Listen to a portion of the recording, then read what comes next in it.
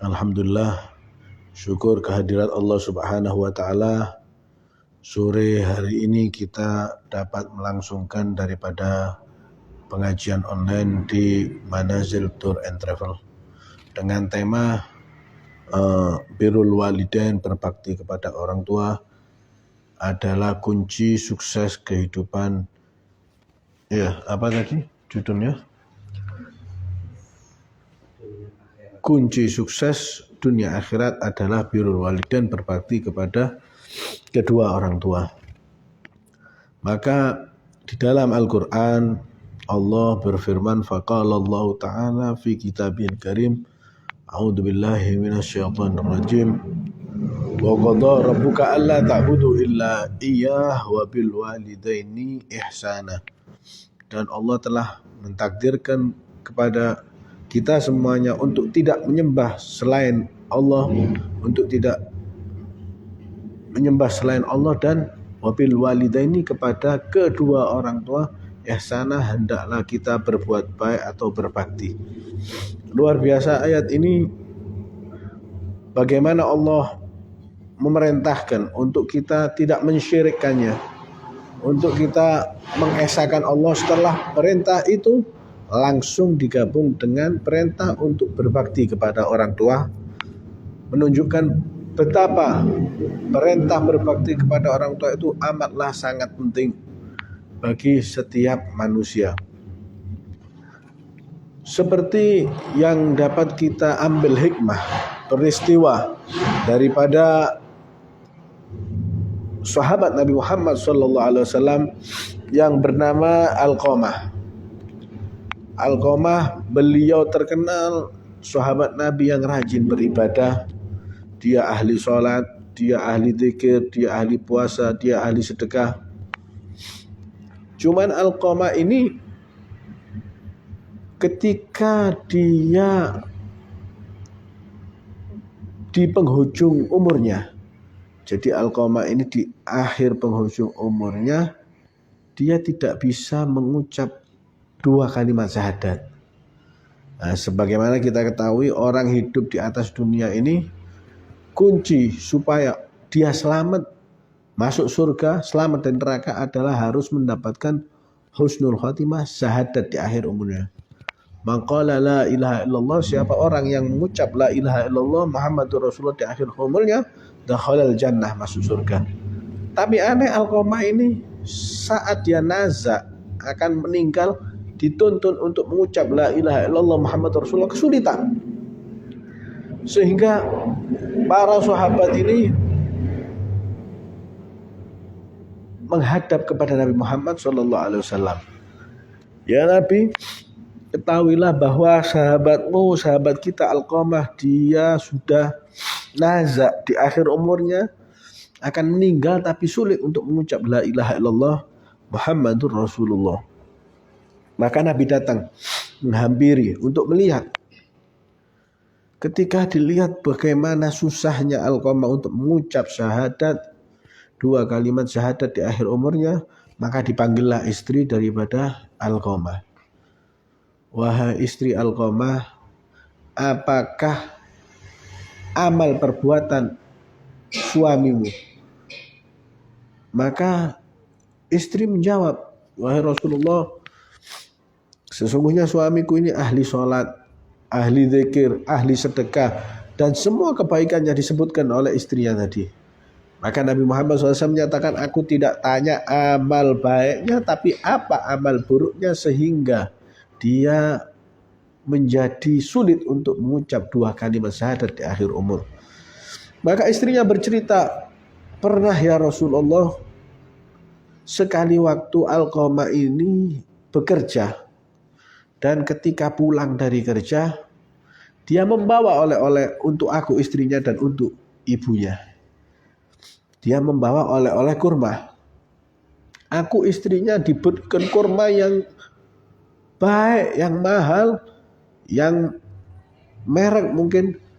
Sedangkan ibunya diberikan kurma yang biasa-biasa saja.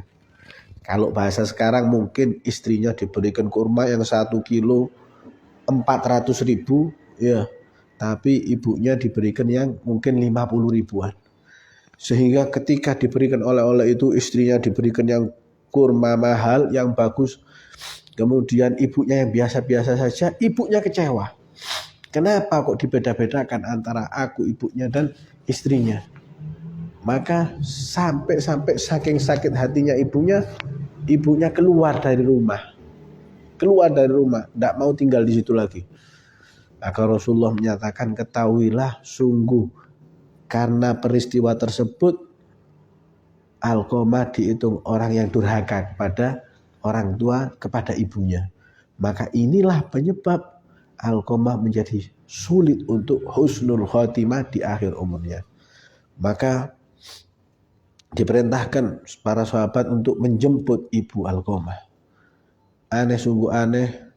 Setelah dikabari Alqamah sakit, ibunya tidak mau jenguk. Aku sakit hati, kata ibunya. 9 bulan Alqamah di perutku. 9 bulan Alqamah di perutku. Aku melahirkan antara hidup dan matiku. Susuiku besarkan Alqamah. Tapi setelah dia besar, dia melukai aku. Dia lebih mengistimewakan istrinya daripada aku, ibunya. Maka sampai Rasulullah datang. Beliau mensiasati, wahai Alqamah, ibu Alqamah, kalau engkau enggak datang dan memaafkan anakmu, maka sahabat ini akan aku suruh untuk mengumpulkan kayu bakar.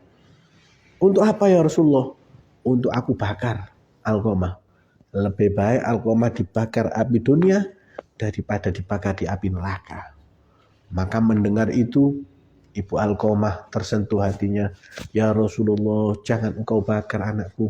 Biar bagaimanapun dia adalah anak kandungku, anak yang aku lahirkan. Maka saksikanlah ya Rasulullah, daripada engkau bakar, aku memaafkan Alqamah, aku ridho kepadanya. Seketika itu Alqamah di akhir umurnya dapat mengucap 2 kalimat syahadat sehingga husnul khotimah. Nah, ini peristiwa yang luar biasa. Bagaimana di zaman sekarang banyak terjadi orang tua mereka yang rela lapar demi anak-anaknya kenyang. Orang tua yang mereka sakit kadang-kadang sampai melihat anak-anaknya jangan sampai sakit, yang penting sehat. Kadang-kadang mereka sampai rela hutang yang mungkin untuk dirinya dia malu, untuk anaknya dibuang rasa malunya, hutang demi anak. Kadang-kadang anak-anak sekarang sudah dia menjadi dewasa, sukses berkeluarga, lupa dengan pengorbanan daripada orang tuanya. Siapa yang memasangkan sepatu Anda waktu sekolah? Siapa yang menggendong Anda saat Anda masih kecil? Ingat itu semuanya supaya kita dapat menjadi anak yang berbakti kepada orang tua kita. Karena itu ketika satu sahabat datang kepada Rasulullah, ayu a'mal afdal ya Rasulullah, amal apa yang paling afdal ya Rasulullah? Mari kita simak. Sahabat dijawab oleh Rasulullah, yang pertama adalah as-sholatu fi waktiha. Amalan yang paling afdal adalah sholat tepat waktu. Sholat subuh, zuhur, asar, maghrib di waktunya. Kemudian yang kedua, summa ayun ya Rasulullah, kemudian apa setelah sholat? Amalan yang terbaik, birrul walidain. Langsung setelah sholat disambung birrul walidain, berbakti kepada orang tua. Summa ayun ya Rasulullah, kemudian apa ya Rasulullah? Baru Rasulullah menyatakan yang ketiga, jihad fi sabilillah. Bagaimana jihad fi sabilillah, yang berperang, mengorbankan nyawa di dalam agama Allah, berjuang di dalam agama Allah, ditaruh di urutan ketiga setelah birrul walidain.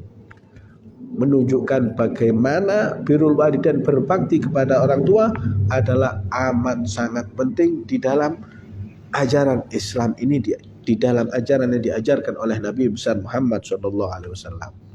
Karena itu termasuk kunci sukses kehidupan kita, tidak hanya di dunia tapi sampai akhirat, adalah dapatkan ridho kedua orang tua kita. Sebagaimana yang sering kita dengar, ridho Allah fi ridhol walidain, ridhonya Allah terletak kepada ridho kedua orang tua. Wasuhtullah, dan murkanya Allah termasuk terletak di dalam murkanya kedua orang tua kita. Luar biasa. Jadi kalau Anda kepingin sukses dunia akhirat, doa daripada orang tua itu adalah kuncinya. Oh Beb, saya kepingin pekerjaannya lancar, doa orang tua. Saya kepingin dipermudah untuk ke Mekah, ke Madinah, haji, umroh, doa orang tua. Apapun hajat kita, selama didoakan oleh orang tua, insya Allah dilancarkan oleh Allah Subhanahu wa Ta'ala. Bahkan dinyatakan bahwa doaul walid an waladihi, doa orang tua kepada anaknya, kadu'aul anbiya li ummati, seperti doanya Nabi kepada umatnya. Luar biasa bagaimana orang tua harus kita muliakan, harus kita hormati, harus kita berbuat bakti supaya kita menjadi orang-orang yang sukses dunia akhirat, dan segala hajat-hajat kita disampaikan Allah berkat berbakti kepada orang tua kita. Karena itu mari yang punya orang tua, yang masih ada orang tuanya, itu adalah jalan pintas kita menuju kesuksesan dunia sampai akhirat. Seperti itu. Jika ada yang bertanya silakan. Kalau masih belum, kita akan lanjut lagi.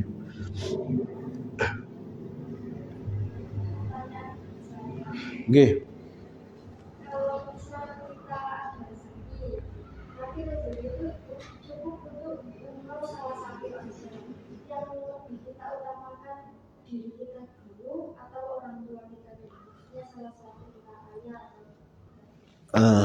Lebih afdol kita dahulukan orang tua kita dulu.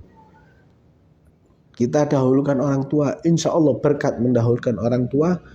Setelah itu kita akan diberikan kelancaran rezeki, sehingga insya Allah kita akan menyusul untuk pergi umroh. Sebagaimana yang tadi kita dengarkan, bahwa ibadah setelah sholat di waktunya adalah birrul walidain, berbakti kepada orang tua. Ambil kesempatan mumpung mereka masih hidup, seperti itu.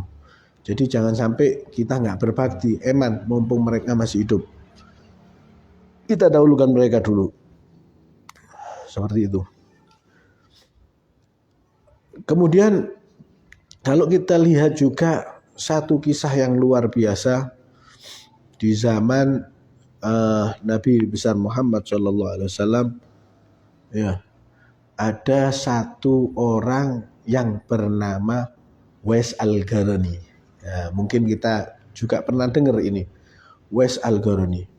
Jadi Uwais Al-Qarani ini hidup di zaman Nabi, cuma dia bukan sahabat. Apa bedanya? Kalau sahabat dia hidup di zaman Nabi, juga bertemu dengan Nabi Muhammad SAW. Tapi kalau hidup di zaman Nabi tidak menjumpai Rasulullah, maka ini adalah tabi'in, kelasnya di bawahnya sahabat. Luar biasa, mereka sahabat ini pangkatnya tinggi di sisi Allah, ya. Sampai dikatakan oleh para ulama, jika ada umat Nabi Muhammad yang punya harta kaya, menginfakkan segala yang dia punya, segunung Uhud pun emas disedekahkan, maka tidak sebanding dengan sedekahnya sahabat Nabi, walaupun hanya dengan segenggam beras. Kenapa? Karena mereka berjuang dengan Nabi, mereka melihat Nabi, mereka mendapatkan doanya Nabi. Sahabat pangkatnya tinggi di sisi Allah Subhanahu wa Ta'ala. Cuma aneh, sungguh aneh. Jadi walaupun bukan sahabat, Uwais Al-Qarani ini tidak berjumpa dengan Nabi karena dia sibuk berbakti kepada orang tuanya. Pernah suatu saat ibunya kepingin, anakku Uwais Al-Qarani, aku ini kepingin tawaf, kepingin ke Mekah, kepingin sa'i, kepingin, padahal tinggal di Yaman. Bagaimana itu Uwais Al-Qarani? Siap Bu, insya Allah saya siap untuk mengantarkan. Dia latihan naik turun gurun, menggendong daripada kambingnya atau hewan ternaknya untuk latihan. Sampai dilihat sama orang-orang, kasihan itu gila. Padahal itu dilakukan demi orang tuanya. Bagaimana luar biasanya, dia ini tidak bisa berjumpa Nabi karena sibuknya berbakti kepada ibunya. Sampai Nabi Muhammad SAW beliau berpesan kepada Sayyidina Umar dan Sayyidina Ali, jika aku meninggal dan kalian mendapati satu orang yang bernama Wais Al-Qarani, maka mintalah doa kepadanya. Bagaimana Allah meninggikan derajat orang-orang yang berbakti kepada ibunya. Padahal dia bukan sahabat, tidak jumpa Nabi walaupun sezaman. Sahabat Sayyidina Ali dan Sayyidina Umar diperintahkan oleh Rasulullah untuk minta doa kepada Wais Al-Qarani. Nah, ini menunjukkan luar biasa orang yang mau berbakti kepada orang tuanya. Karena itu, ayo kesempatan ya. Jadi bagi Anda, apapun profesi Anda, jangan sampai Anda meninggalkan untuk berbakti kepada orang tua, karena itu adalah kunci kesuksesan dunia sampai akhirat. Dan apapun hajat Anda, selama orang tua Anda ridho, selama orang tua Anda mendoakan, insya Allah diberikan kelancaran oleh Allah Subhanahu wa Ta'ala. Nah, siap. Kalau seandainya kita ingin berbakti kepada orang tua kita, siap. Tapi orang tua itu jalannya itu salah, apa kita itu mengikuti atau menasihati itu? Ini termasuk pernyataan yang bagus ya. Jadi dikatakan bahwa la ta'ata li makhluk lima siyatil khaliq. Tidak ada ketaatan kepada makhluk untuk bermaksiat kepada Allah. Misal orang tua kita menyuruh kita untuk bermaksiat, itu ditinggalkan. Tidak ada ketaatan walaupun kepada orang tua untuk bermaksiat. Contoh, aile minum bir le, ya zina le. Ini nggak boleh ditaati karena apa? Memerintahkan untuk bermaksiat kepada Allah. Tidak ada ketaatan walaupun kepada orang tua. Cuma perlu digarisbawahi. Banyak orang yang tidak paham. Dianggap kalau sudah orang tuanya salah, terus orang tua kita ahli maksiat, kita nggak wajib bakti. Salah. Walaupun orang tua Anda kafir, menyembah selain Allah, tetap wajib Anda berbakti. Jadi kalau orang tua salah, bukan berarti kita nggak berbakti. Mengingatkan iya, tapi bukan berarti kita nggak berbakti. Tetap harus kita wajib bakti kepada orang tua. Kita ingatkan dengan sopan. Tapi urusan beliau sama Allah, kita sebagai anak tetap wajib berbakti kepada kedua orang tua. Seperti itu. Nah, ada pertanyaan lain? Waktu masih ada? Satu lagi pemirsa yang menyimak, bahwa perbedaan antara anak laki-laki dan perempuan perlu diketahui ini. Kalau anak laki-laki, walaupun dia sudah berumah tangga, tetap wajib dia memperhatikan dan berbakti kepada kedua orang tuanya. Sedangkan kalau anak perempuan, setelah dia menikah, dia lebih wajib taat kepada suaminya daripada ke orang tuanya sendiri. Karena ridho daripada suami adalah kunci surga bagi istri. Seperti itu. Jadi lain antara anak laki dan perempuan. Tapi tetap wajib untuk berbakti dan menyambung seperti itu. Ini juga banyak disalahartikan. Kadang-kadang orang laki, yang penting kamu istri, ridho ada di suami. Orang tua nggak penting. Ini salah. Karena ketika Anda menikah dengan satu perempuan, ya perempuan tadi tidak terlahir dari batu. Dia punya keluarga yang harus disambung. Karena itu ulama menyatakan orang tua itu ada 3. Yang pertama, man waladaka, orang tua yang melahirkanmu, yaitu abah dan ibu, ayah dan ibu kita. Kemudian man tazawwaja bintuha, orang yang kamu kawin anaknya, yaitu mertua. Mertua itu termasuk pangkatnya sama dengan orang tua. Karena itu aneh, sungguh aneh, mau sama anaknya tapi nggak mau sama mertuanya. Nggak boleh itu, karena mertua kedudukannya sama dengan orang tua. Dan yang ketiga adalah orang yang mengajarkan ilmu kepada Anda sehingga Anda ada di jalannya Nabi, ada di jalannya Allah Subhanahu wa taala, guru kita. Tiga ini adalah termasuk orang tua yang harus kita jaga, yang harus kita hormati, dan yang harus kita minta daripada doa-doanya. Seperti itu. Nah, ada pertanyaan lagi? Nah, siap. Sebagai seorang laki-laki kan tanggung jawabnya besar untuk merawat orang tua. Betul. Ketika orang tua ini mau dirawat sama seorang anak laki-laki, tapi orang tua ini tidak mau, lebih memilih ke adik perempuannya, itu tanggung jawab sebagai anak laki-laki, sikapnya untuk menyikapi itu gimana? Karena anak laki tadi sudah menawarkan dirinya, tapi ibunya lebih memilih anak perempuan, itu berarti pilihan untuk ibunya. Tetap anak laki tadi memperhatikan ibunya walaupun tidak serumah dengannya. Tetap diperhatikan keperluannya, ya kan? Apa keperluannya, apa yang diperlukan. Jadi tidak bisa putus, itu tanggung jawab dan kewajiban seorang anak kepada ibunya walaupun dia tidak memilih tinggal bersamanya. Seperti itu. Ada juga satu kisah, ketika itu ada sahabat Nabi yang perempuan.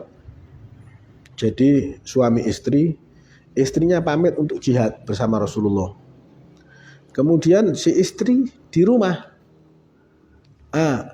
Ternyata orang tuanya sakit, ada di kampungnya.